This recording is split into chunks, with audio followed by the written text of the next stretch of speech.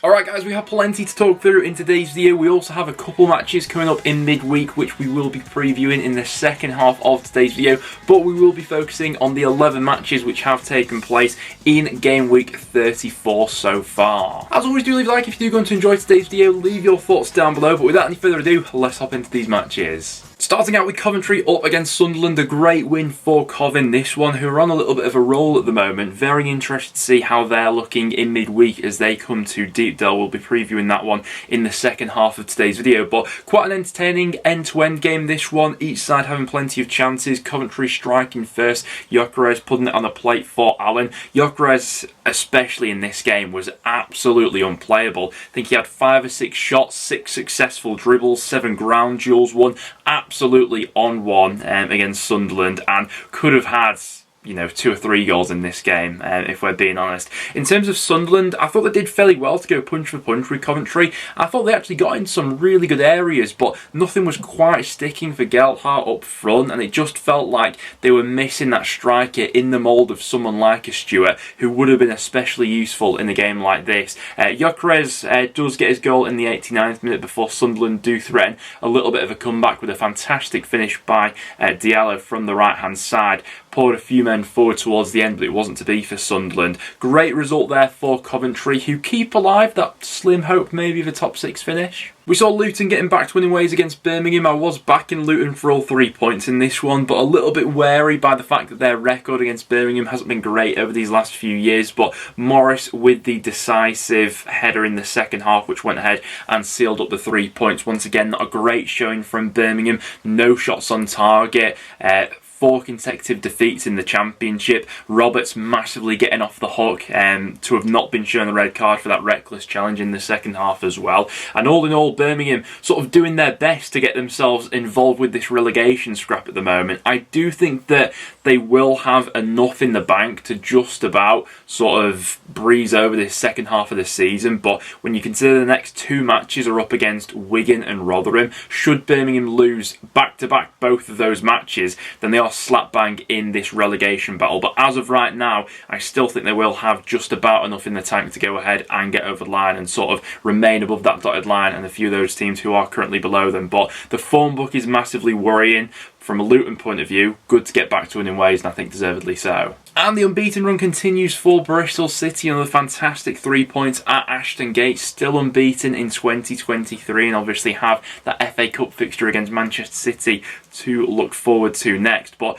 really well-structured performance by this Bristol City side. Started out as the better team in the first half and were probably quite unlucky to not be 1 or 2 goals up, given how that first 45 minutes had shapen up. We spoke about how ridiculous it was for their wait for a penalty in the last round-up. They went ahead and won another one in this one for a Cyrus Christie handball. Nahki Wells, as he does, expertly dispatching that, and that was enough for all 3 points in the end. Hull, a little bit disappointing. They looked like they offered a little bit more in terms of an attacking threat in the last 20 minutes when they were trying to get back into this one, but over the course of the full 90, it was Bristol City who created the better chances, and I think who deserved the winning margin in this one. So, great result for Bristol City. No doubt they'll be looking forward to that FA Cup tie next. Burnley absolutely blew Huddersfield out of the water. I think most of us expected this. Ultimately, Huddersfield's survival bid under Neil Warnock isn't going to be based on whatever was to happen in this game at Turf Moor, and I'm quite interested to see what happens for Burnley next in the Championship when they face Blackpool. Sort of they could have a massive influence on the goal difference swing down at the bottom of the table at the moment, but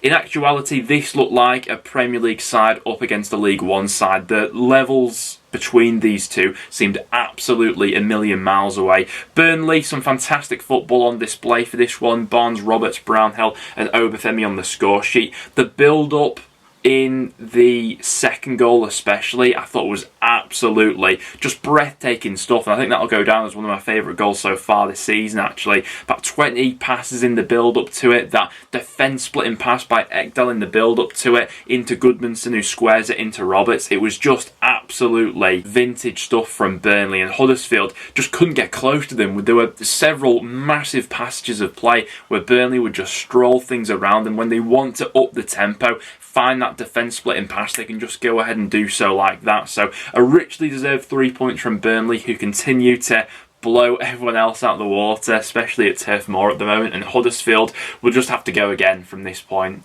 because no doubt that would have been a bit of a confidence sapper. It was a well-deserved 3 points for Norwich, both Brazilians on the score sheet for this one. Sarah with a fantastic hit from outside the box before Marquinhos got in the act as well to make it 2 for Norwich. They could have been far out of sight though. Adam Eder had a fantastic chance to put them 3 up when he went around the goalkeeper. Pookie, when he came on in the second half, had another chance to bury this Cardiff squad. But ultimately a good routine win from this Norwich side, who do have a couple of tricky looking fixtures coming up next. Games against Millwall and Sunderland in Norwich's next 2. I think if they come away from those 2 games with 4 points, that'll be a healthy return for where they're at the moment and their top 6 aspirations. In terms of Cardiff, the Callum Robinson injury news will have obviously come as a massive blow. Pretty tricky looking fixture next up as well against Bristol City, who are on an absolute roll. But generally looking at Cardiff's next 6 matches, there are quite a few opportunities, I feel like, to pick up some points. You know, they play Preston, who haven't been great at home.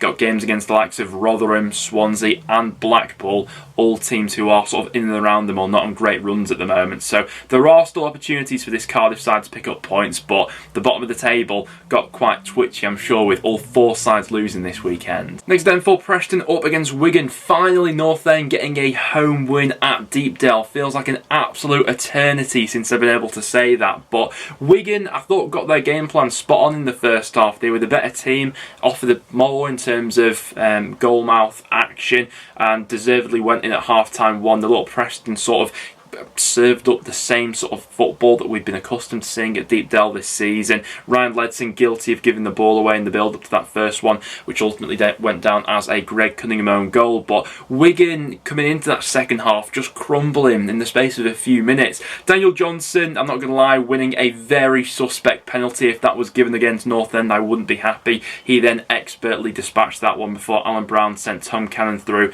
and he finished quite well from a tight angle to make it 2-1 to North End. And from that point, Wigan just didn't have any sort of quality or cutting edge to be able to get something over the line in the second half. So did feel like North End got away with one, given how far off the pace we were in that first half and the fact that that penalty was a little bit suspect. But good to get a home win nonetheless, albeit still feels like the tensions are at an all-time high between the North End fan base and Low at the moment, particularly with sort of the full-time reaction, some post-match comments which haven't helped the whole situation and things like that. But we'll be interested to see what the mood is like come midweek when we do have that game against Coventry, which I'm expecting to be quite tough, especially given their attacking threats and how well they're playing at the moment. But good 3 points for North End. Shame about the Brady red card. Wigan probably feel like that's a massive opportunity missed. And Gareth Ainsworth wasn't able to have the perfect start in at QPR as they were beaten by Blackburn 3-1, who I have to say are on a bit of a roll at the moment. After those consecutive draws, managed to string together a series of wins, and without Bradley Dack, Brereton Diaz, who was back on the bench for this one but not featuring in the lineup. Yeah, good role that Blackburn are on at the moment. I think there's a nice balance between their forward 4 at the moment. You've got Sammy Smodics, who likes to drift around the pitch and pick up those pockets of space. Sorba Thomas, who hugs the touchline out on that right-hand side. Dolan, who's mastering those 1v1 situations. And Gallagher, who has been providing the goals, obviously, too, in this one. QPR did get back into it when they made it 2-1, but Sammy Smodics giving Blackburn the lead just before half-time, and then maybe the pick of the goals, just because of that Rack and Costello assist being the third one, does brilliantly to get around a couple of QPR players before squaring it for Gallagher. So Blackburn on a really good run at the moment, particularly interested to see how they fare over these next 6 or so matches, which will be massive in determining if they do go ahead and hang on to that top 6 spot or not. In terms of QPR, not the best start for Ainsworth, but looking at the fixture list, I think there is some decent opportunities for them to start picking up some points and turn around this dismal run of form. Of their next 6 matches, 4 of the teams they play are currently below them in the league, and they need to take full advantage of those games because, I mean, if this run continues for any longer, QPR are banging a relegation battle. After that, to Reading up against Blackpool. I have to be honest, this Blackpool side looking as good as dead and buried at the moment, really offering nothing in a game which looked like a game where they had to pick up at least something, given how poor they were. I thought in midweek against Blackburn, they once again showed up with another quite similarly dismal performance. They did have a little bit more of an outlet because of Gary Medine being back for this game, but ultimately being cut apart at the back. Some other basic mistakes. It was typical that Tom Ince got on the score sheet against his former club, scoring 2. Andy Carroll sticking away that penalty as well before Sonny Carey got one back for Blackpool. But this Blackpool side just doesn't look very well coached to me, and I don't think I've seen any improvements within this team since McCarthy's been in compared to what Blackpool were serving up on a weekly basis under Appleton. The amount of times that someone in that Blackpool midfield will pick up the ball and not have an option to go to is just an indication, I think, of poor coaching at the moment, and I can't see a way they go ahead and turn this around from this point, if I'm honest. I think they are looking the most likely side to be relegated as of right now, going off their most recent performances. And good win there for Reading. They've been strong at home all season, and they've managed to take advantage of another really quite sloppy Blackpool side in this one. And suddenly, I think a lot of Sheffield United fans will be feeling a lot more calmer looking at the promotion picture. 3 points for them in a crunch game against Watford, whilst Middlesbrough also dropped points this weekend. Things couldn't have gone much better for the Blades, as the promotion chances took a massive swing back in their favour for this one. Was quite a bitty game here. Sheffield United, plenty of chances, but Watford level to a lot of them. Backman doing a good job to go ahead and keep this one down, whilst Watford themselves did have some chances on transitions and breaks. In the end, it was an own goal which sealed up the 3 points. Porteus putting it through the legs of Backman, and that one ending up just about in the back of the net. Good win for Sheffield United, 33 played, 64 points, now having a 7-point lead over Middlesbrough with a game in hand to take into consideration as well. From a Watford point of view, losing away at Sheffield United is certainly no disgrace, but this comes on top of a larger overarching issue at the club at the moment. What's your current stance on Bilic? 25 games managed, just 10 wins from that time, obviously. Still in the hunt for a promotion place, but I can't help but feel like every time I watch this Watford side, they do look massively disjointed. I'd argue their next 4 games are all very winnable, and they should be taking maximum points from those 4. And if they go ahead and do that, suddenly the promotion picture is looking vastly different. They've got games against Preston, QPR, Birmingham and Wigan. 4 sides who are either right down at the bottom of the table at the moment or on a bad run of form. So that's the opportunity for Bilic to turn things around, and the best chance I think he'll get to establish a bit of consistency. Stoke up against Millwall. This one was your typical Gary Rowett away performance, down to a T for Millwall, taking the lead after 9 minutes, and from that point onwards they were happy to sit on it. And as Stoke have had problems all season breaking down teams who sit in a block, once again that was on full show for this one, and their inconsistency ultimately coming home to cost them. Zian Fleming had acres of space to run into for that first goal, but sort of uses Jagielka as a template to bend the ball around, and it was a terrific finish from one of Millwall's best players so far this season. And from that point onwards, Stoke allowed to have plenty of the ball, got into a few decent areas, but as has been the case with them all season, poor finishing, poor decision making in the final third, and Millwall ultimately had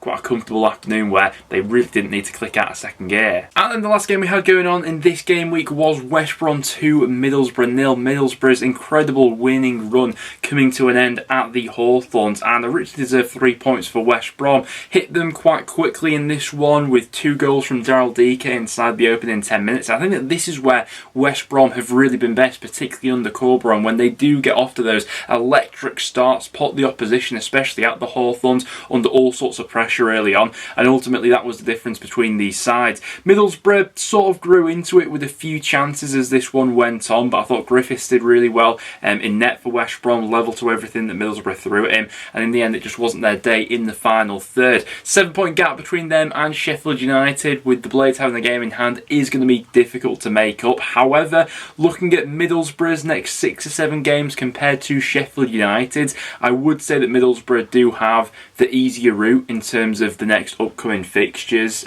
albeit probably more likely to be a playoff spot at the end of the season. But good win there for West Brom, keeps their top 6 hopes very much alive. But those were all the matches we had going on in the Championship over the weekend. Of course, we do have another one to come tonight, and we also have a couple of matches coming up in midweek in the Championship, as well as a little bit of FA Cup action as well. So do leave your thoughts on all of that in the comments down below. And before we wrap up for today, we'll firstly go over our midweek score predictions. So in terms of the midweek fixtures we've got coming up, Preston up against Coventry. Preston finally managing to put that home form hoodoo behind us with that win over Wigan, albeit it wasn't a massively convincing performance, and we will have Robbie Brady suspended for this one, albeit Ched Evans will be back from his suspension. Coventry, really like the look of them recently, think they've been on a decent roll. Gyökeres continuing to impress, and it was a really good win last time out against Sunderland. Coventry no doubt in the better form, but Preston's record against Coventry over the years has been really good. I think Coventry only winning one of their last 19 matches against Preston.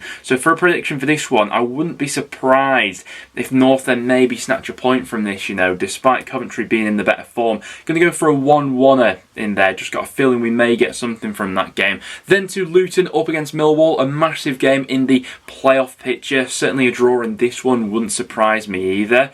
Can Millwall make it back-to-back wins on the road? I wouldn't be surprised with the way they're going at the moment. I just feel like maybe Luton are due a home win after losing last time against Burnley when they were last at home. Good win for them on the road against Birmingham. I think that home advantage may sway in Luton's favour, but I'm expecting a good game. Score prediction there, going to go 2-1 Luton. But those are the 2 Championship matches that we've got to look forward to in midweek. We've also got some FA Cup action as well, so do drop your predictions down there if you would like to do so. Stoke up against Brighton, Leicester against Blackburn, Bristol City Man City, which would be a really good one, and a few others on the Wednesday as well. Burnley up against Fleetwood's an interesting Lancashire derby. Sheffield United could cause an upset against Spurs as well, so do leave your predictions down there for those games as well. But apart from that, guys, that will wrap it up for today's video. If you did go on to enjoy, make sure to leave a like, and I'll see you all in the next one.